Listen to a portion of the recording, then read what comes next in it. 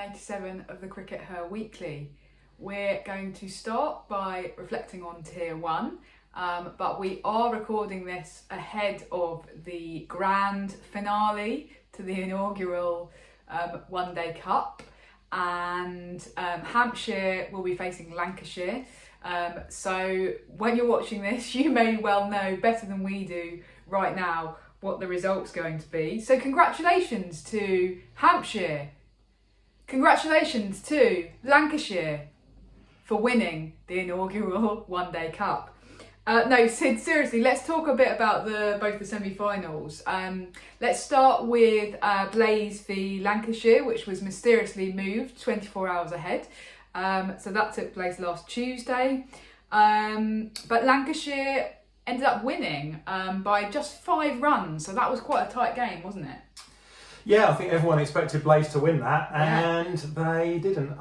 Ultimately, their problem was that they were chasing, not a huge total, but they took it a little bit too easily. Catherine Bryce made a big score, but they were always slightly behind the run rate. And if you look at the run rate graph, you can see they were always slightly behind. They just left themselves too much to do at the end. And I think that Catherine Bryce and Georgia Ellis also are a little bit guilty there of being a little bit complacent. I think they probably both felt if they were there at the end, then they'd have been able to accelerate and it would have been fine. But the problem was they both got out, and then Marie Kelly and Captain Kirk, Michaela Kirk, got out as well. And then suddenly you're into the tail, and they just didn't have the firepower to up the run rate after that point. So, yeah, you need to keep up with the run rate if you're chasing. So that was a bit of an upset that propelled Lancashire into the final.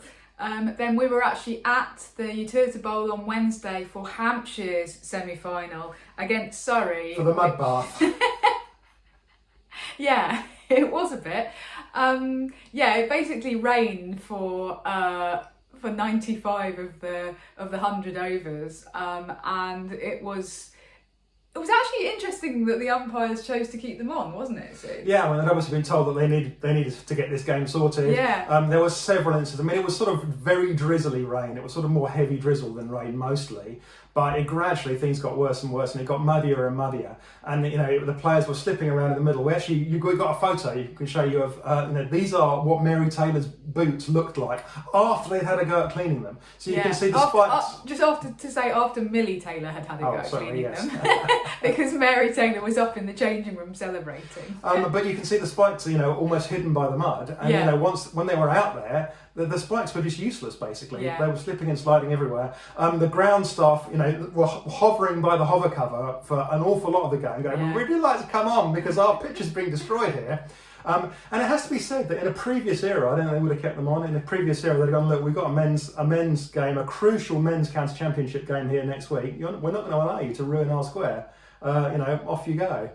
But they didn't. That's they progress. That's really positive. And it turned into this incredible heist by Hampshire, who at one point they did take them off for rain, and Hampshire had just lost another wicket, and they were behind, quite substantially behind, maybe 20 or 30 runs behind on DLS. And we actually had a moment where we thought, this is it now. And then when Hampshire was 6 wickets down with still needing 100 runs, you go, I don't think they're going to do this, Sid, I'm sorry. And then what a moment for Mary Taylor to make her first ever List A 50. And it was the same day that my piece on Mary and Millie Taylor was published on the BBC. So I personally take credit for that innings. Yeah, going through that piece, it's about cricket and about their relationship. Fantastic piece on the BBC by Raf. So go off to bbc.co.uk/sport to read that. They were greatly entertaining in the interview, which made the piece really. And then it was just really great to see Hampshire chase that down in the end, and it just really felt like they did it against the odds there. Well, absolutely, but then that's what the best teams do, right? They're obstinate and obdurate, and they don't give in, and they keep believing. So and the big difference with Blaze of Hampshire were always ahead of the rate. Yeah. So that's the difference. Behind the rate you struggle. If you keep ahead of the rate, they were behind DLS, but they were ahead of the rate. So they didn't leave themselves with too much to do in the last bit. For most of the chase, we were thinking they're going to have to come off, and it's going to go to DLS. But Hampshire were thinking, no, we just need to stay ahead of the run rate, I think. So it's interesting, isn't it? Now, Georgia Adams was interviewed after the game, and she did let slip, Sid, that Sunday's final between Hampshire and Lancashire is going to be Freya Davies' last ever professional cricket match. So that's going to be, I mean, I don't want to say ever cricket match because maybe she'll keep playing for fun, recreationally, but she is retiring and going off to be a lawyer. I'm sure she'll be extremely successful, but how much of a miss is that going to be for Hampshire and I guess English cricket, to be honest? Yeah, I mean, she's their premier bowler, and it's going to be it's a loss for English cricket in general. But she has to do what she wants and what she wants to do, right? So we have to be positive about her, and she's taking her life in the direction she wants to take it. So yeah, but definitely. Everyone will definitely miss her, and Hampshire will miss her big time because she's such a consistent bowler. Yeah. She's not a bowler that generally produces spectacular feats. She's not a bowler that will take a hat trick in the IPL like an Izzy Wong or whatever. On the other hand, she won't deliver an entire over of wides like Izzy Wong. So. Hampshire are going to miss her lots, and we'll miss her lots on the field. Yeah. I mean, I think there's a good piece by Nick Friend in the Cricketer today, which sort of sums it up, I think. And we don't know how many wickets that she might end up taking in the final. Let's hope lots. But what she did in that semi-final was very typical of Freya Davies, which was actually she opened the bowling and she took a wicket, and then she came back on at the death and she took 3 wickets at the death, and she really kind of stifled the Surrey progress. It looked like they were going to make over 300, and then in the end they didn't. And England, since Freya Davies was let go, unfortunately, by them, they've never found somebody who can reliably bowl at the death. Yeah, and that's what she does. She reliably bowls at the death. It's all about this reliability and consistency. Yeah. And John Lewis was very much a player, with both batters and bowlers, who would select players with potential to do something remarkable. And that wasn't Freya Davies. Freya Davies was this consistent player. Yeah. And I think that how did that work out for John Lewis? Remind me. Not massively well, Sid. So I think that's a big shame. But the England stuff was kind of done and dusted a couple of years ago, and she's gone on and been brilliant for Hampshire, and obviously the Southern Vipers before that, as they transitioned into Hampshire. So let's hope for a really good luck to Freya in future. Yeah. We'll see you in court. Well, hopefully won't. What? That sounds really awful. We should go along to one of her court cases as fans and sit in the gallery and come on, Freya. Solicitors don't really do that. No, that's barristers. Okay. Solicitors. No, some solicitors do advocacy. Anyway, let's not get caught up in the technicalities of the English legal system, because I'm sure that there are lawyers sat watching this at home screaming at us for our terrible knowledge of the law. I have an A-level in law, I just want to say. Anyway. Now, Hampshire were playing Surrey in that semi-final because they beat Durham in their effective quarter-final last weekend. A match that was also rain affected, which culminated in Durham having to chase, and they needed a bonus point in order to progress. And there were lots of different opinions flying around about exactly how long they had to complete the chase if they wanted to get the bonus points, Sid. What was going on? Well, I mean, basically, the thing comes down to the way the playing conditions talk about bonus points. And this is actually really important. It became important in this match. You might need to say this slowly, Sid. Okay, I will slow For the people at home who don't understand maths. We're not going to go hugely into the maths here. Okay. So if you want to look at the maths, there's some stuff on the website which goes into the maths a little bit more. But the key to it is that the Durham needed to win by a bonus point in order to qualify for the semi-finals. What did they need to do to win by the bonus point? Well, the playing conditions are pretty clear in what they say you need to do. They say a winning team that achieves a run rate of 1.25 times that of the opposition shall be awarded 1 bonus point. Now, getting a run rate of 1.25 times the opposition would have been reasonably straight. In fact, if Durham had won the game, they would have done that. It was not possible for them to win the game and not do that. Okay. Because of the way that Duckworth Lewis turned out. But It turned out that if they'd done that, they wouldn't have got the bonus point. And the reason is because the playing conditions are lying to you, and they're lying to everybody. In fact, you do not get a bonus point for scoring at a rate of 1.25 times the opposition. What you actually get a bonus point for is achieving your target in 0.8 times the number of available deliveries. Oof. As I say, go to the website and look at it if you want to understand the maths a bit more. But the point is, the playing conditions are wrong then. Yeah, the playing conditions are wrong. But how have you got to that calculation then? So, well, the bonus points are calculated by NV Play. Okay. And I've now worked out what NV Play is doing, and it isn't doing what it says in the playing conditions. Right. So the interesting thing was, I mean, it didn't come down to it in the end because Durham lost the game, in fact. But if Durham had won the game, then they'd have a legitimate claim to go, but hang on, we should have got the bonus point. It says this in the playing conditions. Yeah. The playing conditions do contain a small but very, very misleading caveat about what happens in the event of a Duckworth-Lewis situation. But they just talk about, in the event of Duckworth-Lewis, there will be a function. I mean, that means nothing. They're mathematically meaningless. Okay. So, you know, how do we treat the playing conditions when the playing conditions are saying something that's just wrong? Yeah. And ultimately, this could have really mattered because if Durham had been denied a place in the semi-final, there's serious money on the table for getting, you know, to the final and winning this. We are now talking about professional cricket. These are professional cricketers, and they deserve more than playing conditions that say one thing, and then your table calculator does something different. And you don't know what you're after at that point. Now, I do understand that the Durham players were aware of what they needed to do to satisfy NV Play. Yeah. So they were aware that what they needed to do in order to get the calculation right in terms of the computer. But nonetheless, it's just absolutely outrageous that the playing conditions for a professional cricket competition say something that's plain wrong about the bonus points.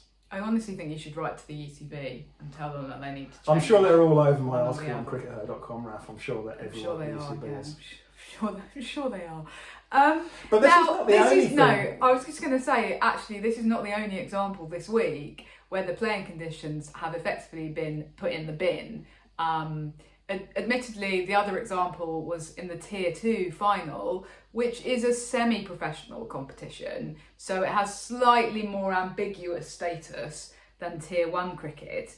But even so let's just explain what happened first for the benefit of anyone who wasn't there and wasn't watching. So this was the Tier 2 final at Worcester. Heavy rain was forecast from about 1 p.m. And so both sides said, well, why don't we just play a 20 over game instead of a 50 over game, and then we'll get the whole game in before the rain comes. So they went to the ECB and they said, look, can we do this? And the ECB said, yes, you can, as long as both sides agree. Now, they didn't just shorten the game. They actually just said, we're not going to it's not that we're going to start off and each side will play 20 overs. We're playing effectively a T20 with everything that entails. So if the second innings had been curtailed, for example, and they'd only got in 5 overs, it still would have constituted a match because they were playing according to the 20 over regulations. Okay, so effectively, in conjunction and in communication with the ECB, the playing conditions were ditched. Yeah, so the playing conditions are really clear about it. They go into great detail about what happens if it rains, and they're absolutely clear that it's not that. Yes. You are not allowed to do that. You have to if you start the game, you have to start it with the assumption that a full game will be played. Yeah. And they've just thrown it out. And I mean, what next? They're going to go, oh, well, we decided, the captains have agreed to decide this final by rock, paper, scissors. Yeah. Well, if both captains agree, then, the thing is, it did rain very heavily from about 1 p.m. and they had managed to get in a full game, partly because Yorkshire were absolutely dominant and won by 9 wickets with about 8 overs to spare. So they didn't have to go to a Duckworth-Lewis calculation. So you could look at it on the one hand and go, that's absolutely right to do that. On the other hand, you're also, as you say, if we're ditching the playing conditions, let's play with 14 players in each team. Let's have bowlers being able to bowl as many overs as they like. I mean, what else are you gonna just ditch? So that's why I think we were both a little bit uncomfortable with that, even though you could also look at it and say, well, sense prevailed because they got in a game. But if the playing conditions say you're meant to share the trophy in the event of rain, then you share the trophy. Yeah, and ultimately, you always have to. I think you always have to ask yourself, what would football do here? Because football is the world's most successful team sport, and one of the reasons is that football is well governed. Football would not do this, right? There'd be someone taking them to the court for arbitration in sport, within 5 minutes, not least.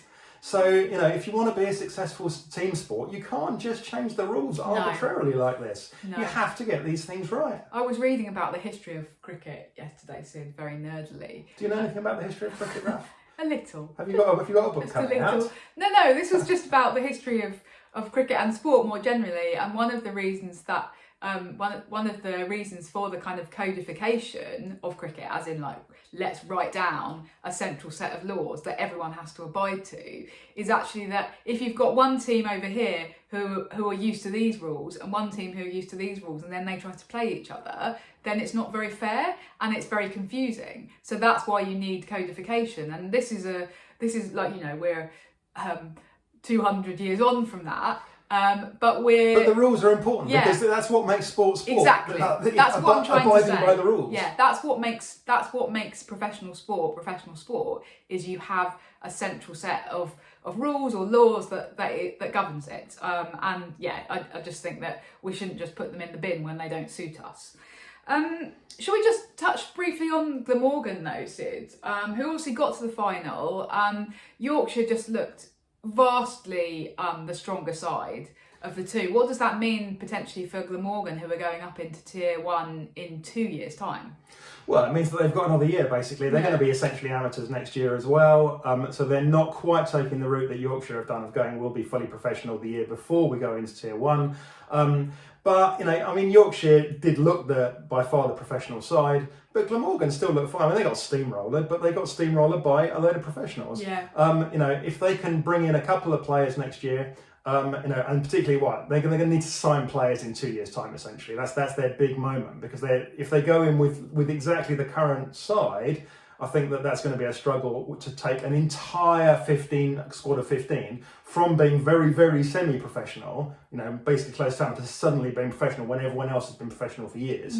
So they're going to need to sign some of those other professionals. But I think they're going to compete next year. The other big thing next year, though, is what happens with the loan system. Yeah. So Glamorgan have used the loan system very flexibly, shall we say. We talked about the loan system last week, and we don't want to get into that. And Yorkshire have also used it flexibly. I don't want to relitigate the staircase. Hey, very good, Sid. Very good.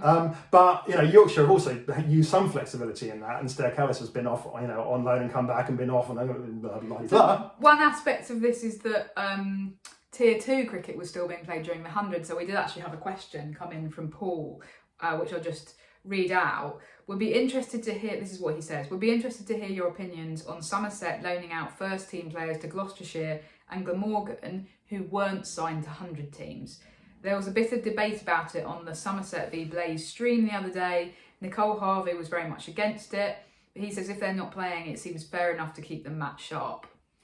Yeah, at the end of the day, the expectation is that people will trickle down, and what you don't want is somebody that's basically a professional cricketer in Tier 1, but is the 15th best player in their county, playing no cricket for an entire season. That's really unhelpful to everybody. Yeah. So that person is going to trickle down to Tier 2, and unfortunately, what's going to happen then at Tier 2 is that somebody is going to lose their spot in the Tier 2 side as a result of that, and probably the idea was that somebody then trickles down to Tier 3. That's where the missing link has been this year, because the Tier 3 has been played much more like a club competition. Yeah. And so I sympathise with the people that are missing games themselves, because everybody gets pushed down and they roll over and one falls out. But that means there's space for one other, and I think that it is important that those Tier 1 professionals get the opportunity to play some cricket, and it does make sense for them to carry on playing in the 100 if they're not selected for 100 teams. Okay, fair enough. I suppose what we've previously said about loans is that we're uncomfortable when players are just hopping interchangeably between teams, and that's the thing that needs to be cracked down on. But players who are going to a team and actually spending a substantial amount of time spending a month there. Yeah, for example, for the duration of the 100, we don't have any issue with that. That's what the loan system was designed for. It's just that they need to They just need to sort it out around the edges of that, I think. Yeah, and ultimately that helps the tier 2 sides as well, because they get a professional cricketer, with them potentially for a month, and will actually the more conscientious ones have turned up to training with their tier 2 sides and things like that. Not everyone has, I understand, but some have. And so, they've contributed in that way. Yeah, and we are seeing a little bit of pushback from some of the tier 2 sides who aren't always, as our understanding is, accepting the players that they are being offered from tier 1. They are being, because some of them are going, no, we want to develop our tier 2 team so that we can make a case. Well, we don't need that particular position covered. We've got a wicketkeeper or. Well, we want to make a case for why we should be promoted into tier 1 next. And if we're playing with a whole load of players that have been loaned from other counties, we're not doing that. So that's something else. There's a bit of a tension going on there as well, which is going to be interesting to see whether the ECB can bring any influence to bear on that. Talking of Yorkshire, which we were a few minutes ago, Sid, there's been news this week. They have signed Sarah Glenn. So she is leaving the Blaze. Now, there's been lots of talk about the possible reasons for this. There's an actual quote in the press release announcing it from the Director of Cricket at the Blaze, James Cutt, who says, I fully respect her ambition to take up greater batting opportunities domestically. This is something that can't be guaranteed with us right now. So that gives you some idea, I think, about what's going on here. Yeah, I mean, there are definitely some questions to still be answered here. The timing of this is interesting. I wonder if it's possible, and we don't have any inside information on this, but I wonder if it's possible that Sarah Glenn's lost her England contract. And this is why it's being... If she's lost her England contract, she'll be out of contract at the beginning of October, and that would make sense. The timing would... But we don't know. But regardless... Just to say that if she has lost it, it would kind of make sense, because while she's gone to the World Cup, she's very much gone behind Lindsay Smith in the pecking order. Lindsay Smith does not currently have an England contract. So if they were saying, well, we need to keep the number of England contracted players the same, then your case for Lindsay Smith having a contract is quite convincing over and above Sarah Glenn. Anyway, so that would not be a huge surprise. No. But let's park that for the minute. Why might she want to do this? Well, it seems pretty clear from listening to what Mr. Cutter said that she's gone, I want to bat higher up the order. He was like, no, we've got better batters. We think we're not going to give you that opportunity. So she's going elsewhere to get that opportunity. I think that the other interesting thing really is that she's realised that in order to kind of prolong her career and perhaps regain her England spot, she needs to turn herself into a proper all-rounder. Yeah. Now, when Sarah Glenn first came into the England environment, which was under Mark Robinson, I remember chatting to Mark Robinson about this, and he said, she's going to be a batter. She's going to be a batter that bowls a bit. She's fantastic. She was very close to being a hockey international. I think she played for England schoolgirls at hockey. Okay. Very powerful player. She's really got the potential to be a huge batter. And she's now looking to go, well, if I want to prolong my England career, then what I need to do is turn myself into an all-rounder, a proper all-rounder, by batting higher up the order and taking much more batting responsibility. And that would be a way to get her back in the England side, because England, as we've talked about recently, don't have any proper all-rounders anymore, because Nat Siver is no longer to be counted a proper all-rounder because she's so frequently can't bowl. And it's funny that Sarah Glenn is, again, similarly to Charlie Dean, has very much become pigeonholed as a spin bowler. Even though, I don't know if you remember this, but in 2020, that weird COVID series that England played against West Indies, if the fifth match hadn't been rain affected, then Sarah Glenn was going to open the batting. Yeah, and a bit of sliding doors, man. Yeah. How could things have changed if she'd opened the batting in that one match and actually been successful? Exactly that. That's what I'm getting at. So things can turn on a dime sometimes, and she's probably looking back at that and going, "Hang on a minute, look at the 5 years subsequently. That's not come good for me. How can I try and change that?" Yeah, and fantastic for her. I'm always so admiring of players that are prepared to, make a move and go, I'm going to move to try and improve things. I'm not going to just stay where I am. I'm going to move to try and get better. It is also possible that Yorkshire have offered her more money as well, isn't it? Yeah, well, our understanding is they do get some money extra from the county, so it doesn't work quite like the way the men's game does. So they are getting paid a little bit of money on top. So, maybe they've offered her a bit more money for her signature next year. I guess that the thought is that she'll play a fair amount of county games next year, even if she still has got an England contract, because of Lindsay Smith taking her place. Yeah, and it'll be really interesting to see where she does end up in their batting order now that they're going up into Tier 1. Yeah. Fascinating. Okay. Now, Sid, on to the World Cup, which is rapidly approaching. England have started this week playing their warm-ups against New Zealand, which we should note are very much being played as unofficial matches. So those official ODIs that were meant to happen this month between England and New Zealand will not be happening. So these are totally like what we call jumpers for goalposts matches. So they're playing 13 aside. Two players will bowl but not bat, and 2 players will bat but not field or bowl. Exactly. Now the second warm-up is actually going on as we speak, so you'll know the result of that. England did win the first one by 3 wickets. Top score by Emma Lamb of 60, but it was hardly convincing, Sid, from an English perspective. So we weren't able to watch this game, No. but we've spoken to people who have watched it, and yeah, it doesn't seem massively convincing. No. The key to it is that if they hadn't been playing this kind of jumpers for goalposts 13 aside thing, England would almost certainly have lost, because the New Zealand would have broken into the tail. It was only because they had those 2 extra batters that they were able to, kind of pull it out the bag. And Emma Lamb is really knocking on the door here and going, hello, I should be opening the batting for you. Absolutely. So I think that the Amy Jones-Tammy Beaumont opening partnership could come under some substantial pressure if there's a run of low opening partnerships once the World Cup gets underway. Now, of course, that's just the first warm-up. They're just out in Abu Dhabi, they're acclimatising, etc., etc. So we can't read a whole load into it. But it is really interesting that they've chosen to play those as unofficial matches, whereas India are playing a series against Australia right now in India, and those are official ODIs. Yeah, so India and Australia have taken completely the opposite decision. They're going, we're going to put the pressure on. We're going to go, toe to toe with our big rival for the World Cup. These are the 2 big beasts. Yeah. Currently, locking horns, and let's put the pressure on, guys. Let's really go for it. And we've seen 2 great matches basically. I mean, one where Australia dominated with Phoebe Litchfield. But Phoebe Litchfield, it turns out, is carrying a bit of an injury, so she's been rested for the second match and the third match, which is today. So India came roaring back in the second match, a very confident win. Smriti Mandana just looks in fantastic form. India bowled well. Obviously, no Phoebe Litchfield. She does look like she's going to be a key player for Australia, and they're really going to need her to be available for this World Cup. But just basically this whole thing just goes to show these are the 2 big beasts. I wouldn't read too much ultimately into the results, in fact, because what we've seen already is that both of these sides can smash the other one on the right day. And if one of these sides gets on a roll, then it's everybody else that should be looking on at these games going, I'm a bit scared here.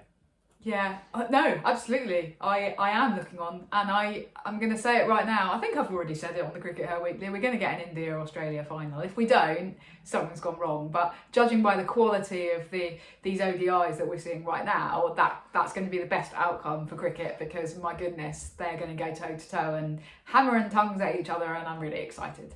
Yeah. Right, we're going to wrap up there. After the final of the One Day Cup next week, we'll be bringing you all of our thoughts on the first season of women's professional county cricket. So watch out for that. We will see you in a week. Bye for now. Bye.